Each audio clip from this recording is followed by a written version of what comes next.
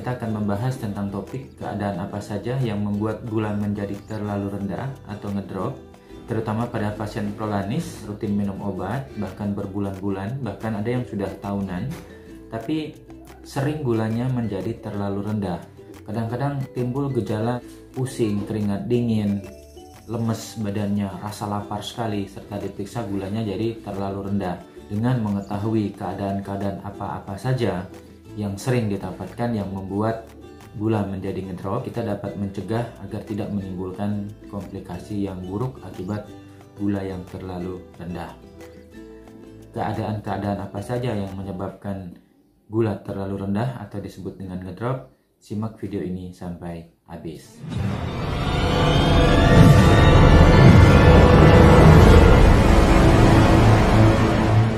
Kita masuk ke pembahasan yang lebih dalam. Memang dalam kehidupan sehari-hari sering mendapat pasien-pasien dengan keadaan hipoglikemi dalam bahasa medisnya, atau gula yang terlalu rendah atau gula yang ngedrop yang sering diistilahkan pada orang-orang awam. Padahal kasus-kasus ini sering didapatkan pada orang-orang yang sudah rutin minum obat gula, namun kok bisa gulanya jadi terlalu rendah? Nah, keadaan-keadaan inilah justru menimbulkan komplikasi yang kurang baik. Mungkin sebelumnya dokter pernah bilang bahwa gula yang terlalu tinggi juga tidak baik, gula yang terlalu rendah pun tidak baik, bahkan menimbulkan komplikasi yang membahayakan jiwa. Nah, oleh karena itu, kita perlu mempertahankan kadar gula darah dalam batas terkendali. Dokter mungkin ingatkan kembali bahwa untuk orang normal, kadar gula darahnya sebelum makan itu, atau istilahnya puasa, 80-99. Sedangkan sesudah makan antara 100 sampai 140. Jadi gula darah puasa di bawah 100, kalau sesudah makan di bawah 140. Itu untuk orang normal. Tapi untuk penyakit gula, targetnya di bawah 140 dalam keadaan puasa atau sebelum makan pagi. Sedangkan kadar gula sesudah makan itu di bawah 180. Itu target yang harus dicapai dan dipertahankan sepanjang hari, sepanjang bulan, dan sepanjang tahun. Keadaan yang gula darah di bawah 80, itulah yang disebut dengan hipoglikemi atau ngedrop. Apalagi ditandai dengan gejala klinis. Biasanya gejala-gejala yang sering dikeluhkan itu mulai rasa lapar sekali, keringat dingin, pusing, lemes. Jadi kadar gula yang terlalu tinggi maupun terlalu rendah, gejalanya hampir sama. Akibat dari gula yang terlalu rendah, yang paling banyak itu membuat pasiennya jadi putus minum obat. Karena apa? Kapok. Jadi begitu gulanya terlalu rendah, kemudian pernah riwayat ngedrop, pasiennya kapok minum obat. Akhirnya dia nggak mau minum obat lagi. Justru dia membiarkan gulanya tinggi, yang perlahan tapi pasti akan menuju ke arah komplikasi yang justru membahayakan jiwanya. Nah, sebagai pengawas minum obat, sebaiknya mengetahui keadaan-keadaan apa saja yang bisa menimbulkan gula darah yang terlalu rendah, sehingga keadaan itu tidak terjadi kepada orang tua atau pasien yang kita awasi. Dengan begitu, seminimal mungkin pasiennya menjadi takut atau khawatir gulanya menjadi ngedrop sehingga tidak kapok untuk minum obat.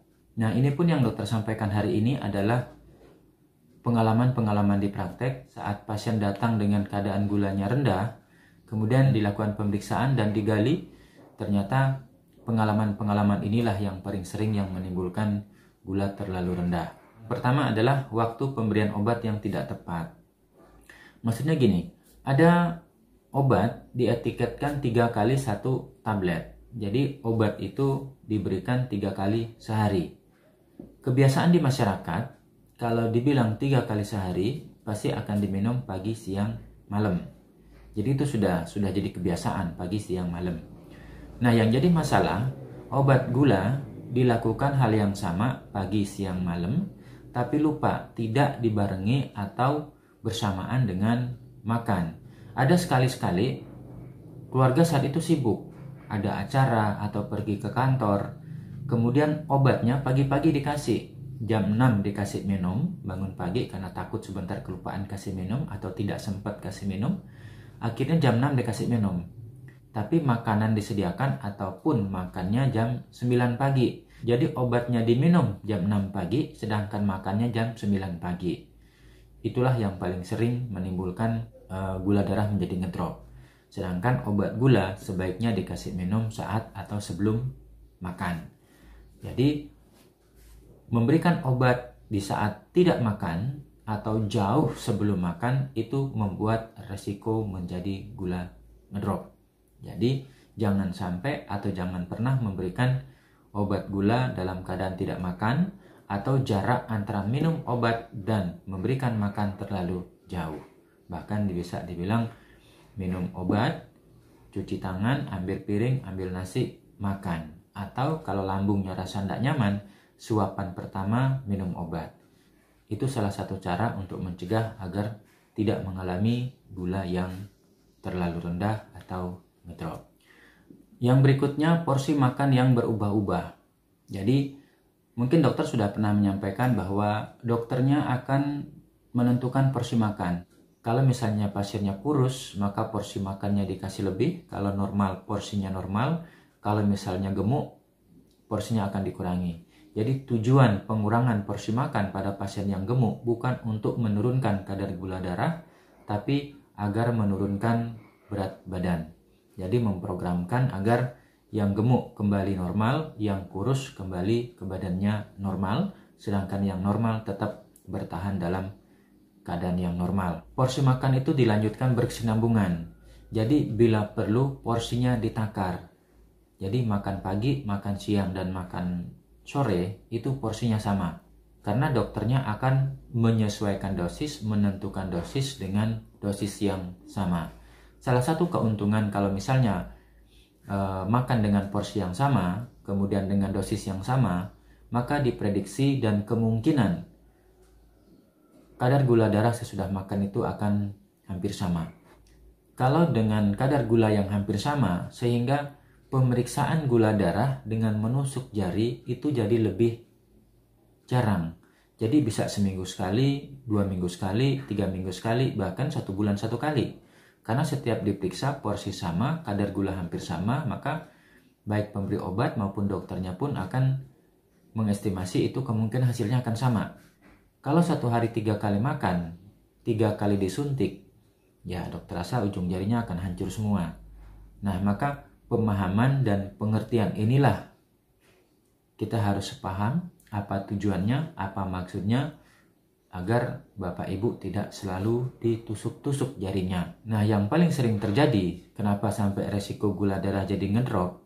Ya tadi, di saat dosis yang sama, porsi makannya terlalu sedikit. Jadi dosis sama, porsi makannya sedikit, sehingga kadar gula darah jadi rendah. Waktu dokter menyesuaikan dosis, biasanya porsi makan dan kadar gula darah saat diperiksa di poli itu sudah dalam keadaan rank target. Namun dalam kesehariannya setelah lepas dari pemantauan, kadang-kadang di rumah ada aja masalah, terutama pada usia tua. Jadi kalau pas suasana hatinya lagi seneng, dia bisa makan sesuai dengan yang diinginkan atau yang ditargetkan. Tapi kalau lagi marah-marah, kadang-kadang nggak mau makan. Akhirnya porsi makannya tidak sesuai dengan yang sudah diprogramkan. Maka dengan diberikan dosis yang sama, maka gula akan jadi terlalu rendah atau bisa saja ngedrop. Yang berikutnya masalah komposisi. Nah, sering juga kadang-kadang pasien itu merubah-rubah jenis makanan. Jadi di saat misalnya diatur porsi makannya, kemudian komposisi makannya dalam tahap penyesuaian dosis menggunakan nasi putih, tapi dalam perjalanan karena mendengar mungkin di masyarakat harus makan nasi jagung lah, kemudian harus makan ubi, harus makan nasi beras merah, atau makan beras dolok, itu semua kadar kalorinya berbeda. Nah, kalau misalnya pas dikasih beras yang kadar kalorinya rendah, kemudian nafsu makannya berkurang, dosis obatnya sama, nah disitulah akan berdampak gula akan menjadi lebih rendah, bahkan ngedrop. Nah, kalau misalnya di suatu tempat itu ada ahli gizi, mungkin lebih enak. Jadi bisa diskusi secara langsung penyetaraan kadar kalori. Jadi komponen nasi A dengan porsi segini kalorinya berapa, kalau diganti dengan ubi kalorinya berapa, Kalau kadar kalorinya hampir sama walaupun jenis makanannya berbeda dengan pemberian obat yang dosisnya sama, maka besar kemungkinan gula sesudah makannya akan tetap terkendali. Jadi lebih mudahnya hindari atau seminimal mungkin gonta-ganti jenis makanan kalau kita belum paham betul proses penyetaraan kadar kalori seperti apa, atau minimal kita tahu bahwa memberikan pengganti makanan itu kadar kalori atau komposisi makanan itu kadar kalorinya hampir sama. Jadi kalau sebagai pengawas minum obat kita perhatikan porsinya setengah dari biasanya, dosis obat barangkali sebaiknya diturunkan setengah dari dosis yang biasanya dikasih minum untuk mencegah agar tidak terjadi gula yang terlalu rendah. Yang ketiga itu aktivitas. Aktivitas ternyata bisa menimbulkan kadar gula darah yang rendah. Nah ini tanpa kita sadari serta digali ternyata ada pengaruhnya. Ada pasien yang sering dokter temukan dengan keluhan rasa lapar, keringat dingin, badan lemes sampai gemeteran, serta diperiksa gula darahnya rendah. Padahal sebelumnya tidak pernah seperti itu. Saya kaget kok gulanya bisa rendah. Ternyata serta digali, ternyata aktivitas. Artinya gini, selama waktu dalam penyesuaian dosis, keluarganya menganggap dia lagi sakit, jadi disuruh istirahat. Jadi dokter menyesuaikan dosis dalam keadaan istirahat. Jadi otomatis kebutuhan kalorinya kalori dalam keadaan istirahat. Tapi setelah merasa fit badannya serta merasa lebih enak, pasien sudah melakukan aktivitas. Nah ternyata pasien itu dengan gula darah yang menjadi terlalu rendah itu akibat dari kebutuhan kalori pada saat itu meningkat. Jadi karena aktivitas mulai dari nyapu, macul, angkat-angkat barang ternyata membutuhkan kalori yang lebih banyak. Karena ada beberapa pengalaman dengan melakukan aktivitas yang berlebihan, itu ternyata membuat gula menjadi terlalu rendah. Nah, otomatis porsi makan ternyata perlu disesuaikan dengan aktivitas dalam kehidupan sehari-hari. Jadi kalau sudah mulai aktivitas, ya mungkin perlu lagi penyesuaian dosis. Nah, yang terakhir adalah keadaan yang paling sering dokter dapatkan, yaitu bisa dibilang salah dosis obat. Salah dosis obat yang dimaksudkan di sini adalah yang pertama, pasiennya lupa. Lupa dalam arti pasiennya udah minum obat, tapi karena faktor usia dan faktor lupanya dominan, maka tadi sudah minum obat, dia rasa belum minum, akhirnya minum lagi. Jadi obatnya diminum 2 kali, padahal sarannya harus diminum 1 hari 1 kali. Jadi double dosis, akhirnya gulanya ngedrop. Nah yang berikutnya salah dosis karena pembungkusnya ketuker. Jadi karena usia tua kadang-kadang kurang perhatian.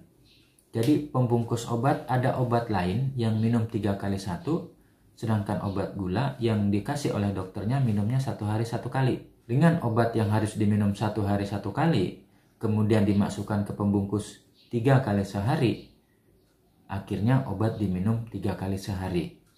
Itulah yang membuat gula menjadi ngedrop. Nah, yang berikutnya sediaan obat yang berubah. Nah, sediaan obat yang dimaksudkan di sini adalah contoh ada obat yang sediaannya 1 tablet itu kadar kandungannya 1 mg. Ada yang 2 mg, ada yang 3 mg, ada yang 4 mg. Karena sediaan yang pasien minum itu biasanya 1 kali 2 mg.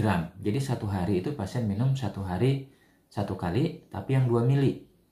Tapi karena di apotek tidak ada yang 2 mili, maka diberikanlah yang 4 mili. Di etiket obat sudah dicantumkan 1 kali setengah tablet. Tapi karena pasiennya sudah terbiasa dengan minum obat, sehingga dia sudah nggak memperhatikan lagi. Oh warnanya begini, minumnya 1 tablet. Akhirnya 4 mg itulah diminum 1 hari 1 kali. Yang harusnya diminum 1 kali setengah tablet, akhirnya diminum 1 kali 1 tablet yang 4 mili, akhirnya membuat gula menjadi ngedrop. Nah, kemudian ada juga kasus dengan obat yang ketuker. Entah bagaimana kejadiannya, yang jelas obat orang lain diambil dan diminum. Karena pasien tidak mengerti atau tidak hafal nama obatnya, yang jelas diberikan, diambil, langsung diminum. Ternyata itu dosis obat untuk orang lain. Nah, keadaan-keadaan tadilah yang paling sering menimbulkan gula menjadi terlalu rendah berdasarkan pengalaman dalam praktek sehari-hari. Nah, untuk menghindari agar terhindar dari keadaan-keadaan tadi, sebaiknya harus ada pengawas minum obat. Yang kedua, minimal pasien kita mulai ajarkan harus mengetahui nama obat, dosis obat yang diminum, dan waktu minum. Itu kalau boleh kita jadikan lagu wajib. Jadi, bagi pasien yang masih daya ingatnya bagus, harus mengetahui dan menghafal nama obat, dosis obat, dan waktu minum obat. Nah, kalau misalnya pada orang tua alami kesulitan untuk menghafal nama obat, dosis obat, dan waktu minum obat, maka wajib harus ada pengawas minum obat. Maka pengawas minum obat harus bisa mengetahui nama obat, dosis obat, dan waktu minum obat. Makanya harus ada satu orang yang khusus untuk mengawasi untuk pola makannya, kemudian pemberian obatnya. Karena resiko gula terlalu rendah atau gula terlalu tinggi itu sangat sering membahayakan. Demikianlah edukasi hari ini. Semoga informasi ini bermanfaat dan hanya satu tujuan, agar resiko untuk gula ngedrop bisa dihindari, untuk mencegah resiko hal-hal yang tidak kita inginkan tidak terjadi. Semoga bahagia, salam sehat, dan tetap semangat.